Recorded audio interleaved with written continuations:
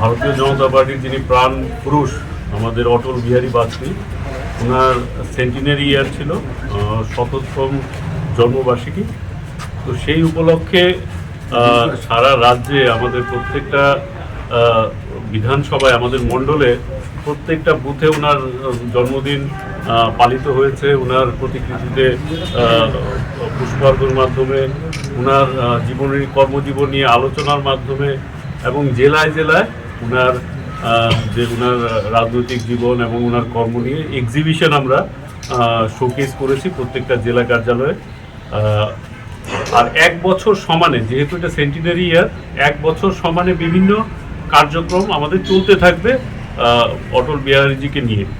তো সেই ক্রমেই আজকে খোয়াই জেলা কার্যালয়েও ওনার কর্মজীবন নিয়ে আমরা একটা প্রদর্শনীর আয়োজন করেছি, যেখানে আমাদের সঙ্গে আমাদের জেলার সভাপতির ভাই পিনাকি দাস চৌধুরীও আছেন, আমাদের দলীয় নেতৃত্বরা কর্মীরাও আছেন।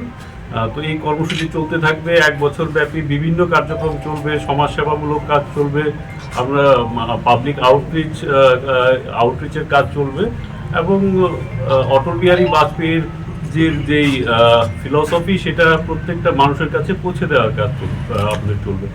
জানেন, বিশেষ করে গ্রাম অঞ্চলে অটল বিহারী বাজপেয়ী ভারতের প্রধানমন্ত্রী হওয়ার পর বিশেষ করে গ্রাম অঞ্চলে যে প্রভূত উন্নয়ন হয়েছে, সেই বার্তা বিগত দিনে সরকার মানুষের কাছে পৌঁছতে দেয়নি। উনি যে সত্যিকারের একজন গরিব দরদি এবং ভারতবর্ষের আপামর জনসাধারণকে আর্থসামাজিকভাবে সবল করার প্রথম প্রচেষ্টা আমি বলবো স্বাধীনতোত্তর ভারতবর্ষে উনি নিয়েছিলেন।